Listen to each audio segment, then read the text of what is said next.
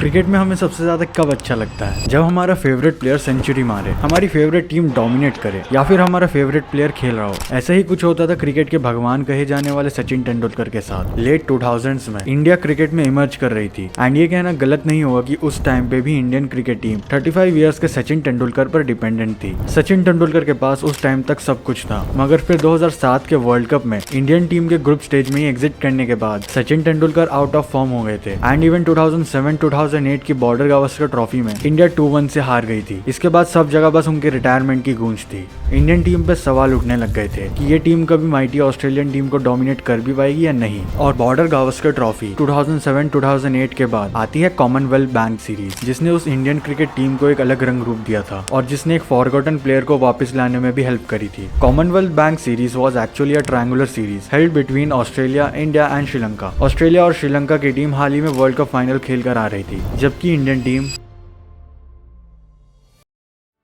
Squad for CB series के लिए squad बनता है और इंडिया के स्क्वाड में बैटिंग में तो काफी एक्सपीरियंस था, क्योंकि सचिन, धोनी, गंभीर, सहवाग और युवराज बैटिंग लाइनअप को सपोर्ट कर रहे थे। मगर इंडिया की बॉलिंग स्ट्रांग नहीं थी। हरभजन सिंह के अलावा कोई भी एक्सपीरियंस बॉलर इंडिया के स्क्वाड में नहीं था। बॉलिंग के लिए 5 न्यू यंग प्लेयर्स को सिलेक्ट किया गया था: इरफान पठान, श्री संत, पीयूष चावला, ईशांत शर्मा एंड प्रवीण कुमार। टीम में 5 न्यू बॉलर्स थे जिनके पास ज्यादा इंटरनेशनल एक्सपीरियंस नहीं था। और वहीं दूसरी साइड ऑस्ट्रेलियन टीम के Brett Lee, Andrew Symonds, Nathan Bracken, Mitchell Johnson Indian team को डोमिनेट करने के लिए तैयार थे। और इस बात का अंदाजा आप उस टाइम की आईसीसी रैंकिंग से लगा सकते हो, जिसमें टॉप 10 बैट्समैन की लिस्ट में 5 ऑस्ट्रेलियंस हैं और वहीं टॉप 10 बॉलर्स की लिस्ट में 3, मतलब कि 11 में से 8 प्लेयर्स ऑलरेडी फॉर्म में थे, जहां इंडिया की तरफ से केवल सचिन ही टॉप 10 बैट्समैन में जगह बना पाए थे। बिगनिंग ऑफ द सीरीज, इस टूर्नामेंट में इंडिया का सबसे बड़ा चैलेंज केवल ऑस्ट्रेलिया थी और क्रिकेट फैंस की तरफ से भी ऑस्ट्रेलिया को हराना हर इंडियन का सपना था, और वो भी तब जब इंडिया ऑस्ट्रेलिया में आज तक कोई मल्टीनेशनल टूर्नामेंट नहीं जीती हो। सीरीज स्टार्ट होती है और इंडिया का पहला मैच ऑस्ट्रेलिया के अगेंस्ट था। उस मैच में इंडिया 194 पर ऑल आउट हो गई and Brett Lee took 5 wicket by just conceding 27 runs.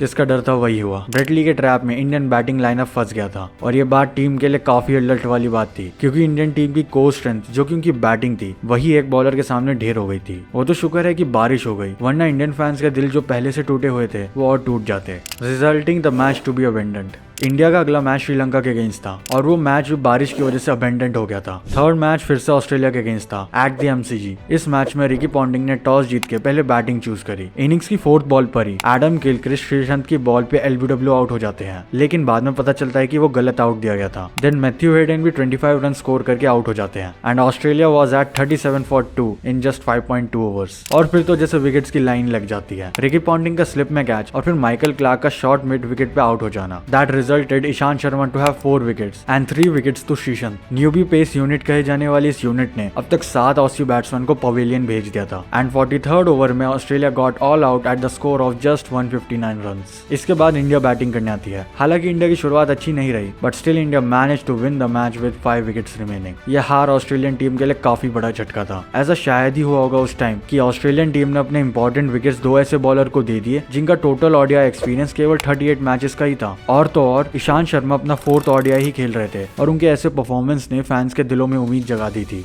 Moving on, India का 4th मैच श्रीलंका के अगेंस्ट था और उस मैच से पहले इंडियन टीम श्रीलंका को कम आंकने की गलती बिल्कुल भी नहीं कर रही थी। उनके लिए श्रीलंका भी उतना बड़ा चैलेंज था जितना कि ऑस्ट्रेलिया। मैच से पहले बारिश की वजह से डिले हो जाता है। जब बारिश हटती है तो मैच केवल 29 ओवर्स का बच जाता है। टॉस जीत के श्रीलंका फील्डिंग करने का डिसाइड करती है और शुरू के 10 ओवर्स में ही सचिन और सहवाग दोनों ही आउट हो जाते हैं। वे दोनों ही काफी अग्रेसिव शॉट खेलने के चक्कर में आउट हो गए थे। बाद में रोहित शर्मा और गौतम गंभीर ने अच्छी पार्टनरशिप बिल्ड करी और एंड में हिटमैन शर्मा ने चौके छक्के मारकर टीम को 195 के टोटल तक पहुंचा दिया था। और उस दिन हमें यंग रोहित शर्मा के अंदर आज वाले रोहित शर्मा की झलक दिखी थी। 21 इयर्स के रोहित शर्मा ने 70 रन नॉट आउट की इनिंग्स खेलकर टीम को एक रिस्पेक्टेबल टोटल तक पहुंचा दिया था। अब इंडिया को बस जीतने के लिए वो 195 रन 29 ओवर्स में डिफेंड करने थे। सबको लगा था ये तो हो ही जाएगा, क्योंकि लास्ट मैच में इंडियन बॉलर्स ने काफी अच्छी बॉलिंग करी थी, बट ऐसा कुछ भी नहीं होता है। इंडिया की शुरुआत अच्छी नहीं रहती है और सनत जयसूर्या और तिलक रत्ने दिलशान की बदौलत श्रीलंका 8 विकेट से इंडिया को 19 ओवर्स में मैच हरा देती है। They won by DLS method because बीच में बारिश फिर से शुरू हो गई थी और इंडिया वो मैच काफी बुरी तरह से हार गई थी। श्रीलंका से मिली हार ने कहीं ना कहीं इंडियन टीम को इफेक्ट कर दिया था।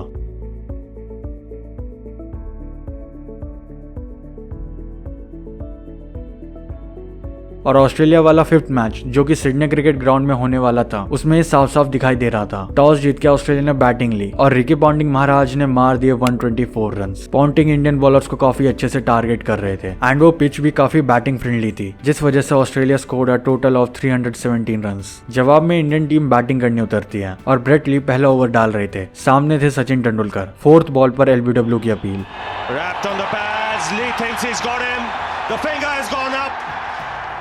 उनके आउट होने के बाद पूरी टीम उनके ही पीछे चल पड़ी थी, just like the 90s, and India was at just 51 for 4। लेकिन जीत की उम्मीद अब भी थी क्योंकि गौतम गंभीर अब भी दूसरे एंड पर टिके हुए थे। उन्होंने MS धोनी और रॉबिन उथप्पा के साथ मिलकर मैच को जिताने की कोशिश तो करी, लेकिन उनके अकेले के एफर्ट्स मैच जीतने के लिए काफी नहीं थे। इंडिया का स्कोर 257 फॉर 7 था और फिर इंडियन टीम 299 पर ऑल आउट हो जाती है। जहां इंडिया आराम से मैच जीत सकती थी, वहां टीम सपोर्ट ना मिलने के कारण इंडिया वो मैच 18 रन से हार गई। हालांकि अगला मैच मस्ट विन मैच था फॉर इंडिया और इंडिया ने वो मैच श्रीलंका को 8 विकेट से हराकर जीत लिया था। लेकिन कहीं ना कहीं ऑस्ट्रेलिया से हारने का डर इंडियंस के मन में अब भी था। इंडिया ने श्रीलंका को हराकर सीरीज के फाइनल में अपनी जगह बना ली थी। इंडिया और ऑस्ट्रेलिया दोनों ही फाइनल्स में थी। इस सीरीज का विनर एक मैच से डिसाइड नहीं होना था, बल्कि इस बार फाइनल में 3 मैच खेले जाने वाले थे और जो टीम पहले 2 मैचेस जीतेगी वो सीबी सीरीज की विनर डिक्लेयर कर दी जाएगी। जिसका मतलब ये है कि इंडिया को ये सीरीज जीतने के लिए बस ऑस्ट्रेलिया को 2 मैचेस में हराना था। ये इंडिया के लिए केवल एक टूर्नामेंट या कोई आम सीरीज नहीं थी। इसमें इंडिया थोड़ी सी नर्वस थी क्योंकि वे लास्ट मैच ऑस्ट्रेलिया के अगेंस्ट हार कर आ रही थी, मगर इंडियन प्लेयर्स में कॉन्फिडेंस काफी था। पहला मैच सिडनी क्रिकेट ग्राउंड में खेला जा रहा था। टॉस होता है और ऑस्ट्रेलिया टॉस जीत के बैटिंग चूज करती है। इंडिया की शुरुआत बेहद ही अच्छी होती है। प्रवीण कुमार और ईशांत शर्मा ओसीज के टॉप विकेट्स ले लेते हैं। वे दोनों मिलकर Adam Gilchrist, Ricky Ponting and Michael Clarke का विकेट चटका देते हैं। ऑस्ट्रेलिया की हालत शुरू में ही खराब हो चुकी थी as Australia was at just 24 for 3। Gilchrist and Ponting दोनों ही प्रवीण कुमार का शिकार हो जाते हैं एंड माइकल क्लार्क को ईशांत शर्मा आउट कर देते हैं। इंडियन बॉलर्स काफी अच्छी बॉलिंग कर रहे थे, specially in the initial overs, मगर क्रीज पर अभी भी मैथ्यू हेडन टिके हुए थे। वे एंड्रू साइमंड्स के साथ मिलकर 113 रन की पार्टनरशिप बिल्ड करते हैं, मगर कुछ ओवर्स बाद ही हेडन और साइमंड्स दोनों ही आउट हो जाते हैं। हरभजन सिंह इंडिया की तरफ से अपना बेस्ट स्पेल डालते हैं by taking 2 wickets and just conceding 39 run, और ऑस्ट्रेलिया केवल 239 रन ही बना पाती है eight the end of 50 overs. India के लिए स्कोर को चेस करना ऑस्ट्रेलिया जैसी टीम के सामने आसान काम नहीं था। There was a chance to choke but there was only a chance. India की बैटिंग में शुरुआत अच्छी होती है as Sachin Tendulkar and Robin Uthappa starting से ही फॉर्म में लग रहे होते हैं, मगर टीम इंडिया के 50 रन के स्कोर पर आते ही उथप्पा आउट हो जाते हैं और 6 रन बाद गौतम गंभीर। युवराज सिंह भी ज्यादा कंट्रीब्यूट नहीं कर पाते हैं और जब इंडिया 87 पर थी तब यूवी ब्रैडहॉक्स की बॉल पर बोल्ड हो जाते हैं। India was in pressure and could have got lost, but Sachin अभी आउट नहीं हुए थे और एक एंड पर टिके हुए थे। उस टाइम पर इंडियन फैंस की सिचुएशन कैसी भी हो, मगर उन्हें तब तक उम्मीद थी जब तक सचिन थे, और वैसे ही होता है। Sachin lives up to his name by scoring his 42nd ODI 100 in 106 balls, also showing his Sydney grounds love affair। जो प्लेयर 1 साल पहले तक रिटायरमेंट का सोच रहा था, उसी प्लेयर ने इंपॉर्टेंट मैच ऑस्ट्रेलिया से छीन लिया था, वो भी उन्हीं के होम ग्राउंड में। And yes, India won that match because of Rohit and Sachin 123 run partnership. अगर वो पार्टनरशिप ना होती तो शायद आज सिचुएशन कुछ और ही होती। Rohit Sharma scored 66 run in 87 balls और इंडिया वो मैच 25 बॉल्स रहते हुए जीत गया था। उस मैच में सचिन ने 117 रन नॉट आउट बनाए थे and became player of the match. Smart incident by MS Dhoni. Well, उस मैच में एक काफी इंटरेस्टिंग इंसिडेंट हुआ था। जब इंडिया जस्ट वो मैच जीतने वाली थी और Sachin Tendulkar and MS Dhoni batting कर रहे थे, तब ड्रिंक्स ब्रेक होता है। उस टाइम पर इट वाज सर्टेन कि इंडिया मैच जीतेगी और तभी MS धोनी ड्रिंक्स ब्रेक में स्टाफ मेंबर्स और बाकी प्लेयर्स को ये मैसेज पहुंचाते हैं कि मैच जीतने के बाद कोई सेलिब्रेट नहीं करेगा। बट आखिर MS धोनी ने ऐसा क्यों किया? It's because MS Dhoni Australian team को ये बताना चाहते थे कि ऑस्ट्रेलिया को उन्हीं के घर में हराना कोई बड़ी बात नहीं है और ऐसा इंडिया एक बार नहीं बल्कि बार बार कर सकती है। ये MS धोनी की तरफ से काफी स्मार्ट मूव था और जब इंडिया जीतती है तब स्टेडियम में आए हुए फैंस ने तो खूब सेलिब्रेट किया क्योंकि उनके लिए काफी बड़ी और इम्पोर्टेंट जीत थी। मगर ऑन द इंडियन साइड किसी भी प्लेयर, स्टाफ, कोच ने सेलिब्रेट नहीं किया था। Only normal handshakes happened like it was not such a big deal. Australia 1-0 से पीछे हो चुकी थी।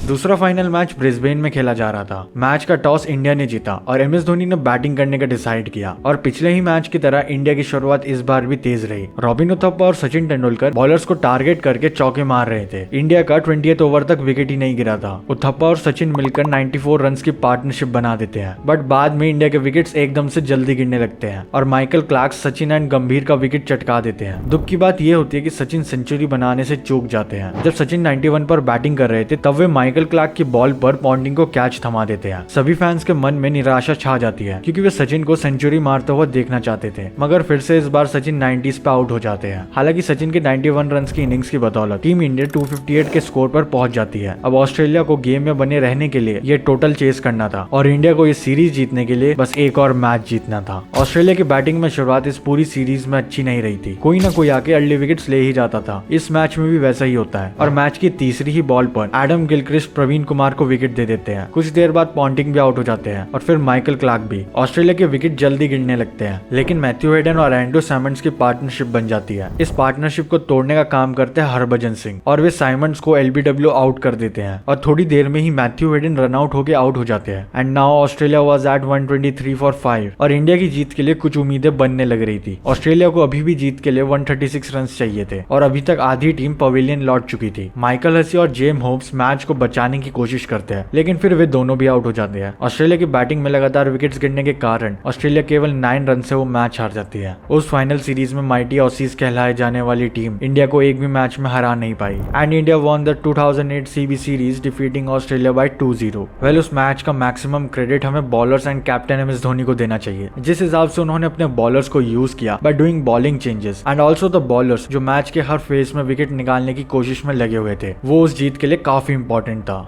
Impact of the series on Indian cricket. Historic achievement. Winning the CB series in Australia was a historic achievement for the Indian cricket team. It was the first time that India had won a Tri-Nation series in Australia. And इस series ने India की tough conditions में Outplay करने की ability को भी showcase किया। यानी कि इस सीरीज में इंडिया ने ये बता दिया कि कंडीशन चाहे कितनी भी मुश्किल क्यों ना हो, वे हार नहीं मानेंगे। Confidence boost. इस CB सीरीज की विक्ट्री ने इंडियन टीम का कॉन्फिडेंस सिग्निफिकेंट अमाउंट में बूस्ट कर दिया था, क्योंकि एक स्ट्रॉन्ग अपोजिशन टीम को उन्हीं के होम कंडीशंस में हराने से सभी प्लेयर्स का सेल्फ बिलीफ बढ़ चुका था और इसका इम्पैक्ट हमें फ्यूचर में भी देखने को मिला। लीडरशिप। MS धोनी की कैप्टनसी ने इंडिया के CB सीरीज जीतने में एक क्रूशियल रोल प्ले किया। His leadership style and calmness under pressure became even more evident as in future he eventually became a successful captain. इस सक्सेस ने एक स्टेज सेट कर दिया था for further achievements under MS Dhoni's captaincy.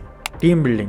Well, as mentioned earlier, ये team पूरी तरह से न्यू थी in terms of bowling and even in batting because Gautam Gambhir, Robin उथप and few other players को ज्यादा एक्सपीरियंस नहीं था, लेकिन फिर भी हमें पता है कि आगे क्या हुआ and also how they became the match winning players for India in upcoming years of Indian cricket team. Well, at the end we can say 2008 में CB सीरीज की जीत इंडियन क्रिकेट में एक इंपॉर्टेंट सीरीज ऑफ मोमेंट्स थी जिसने team के improvement में contribute किया, players के अंदर सेल्फ कॉन्फिडेंस पैदा किया और फ्यूचर की सक्सेस के लिए स्टेज तैयार किया।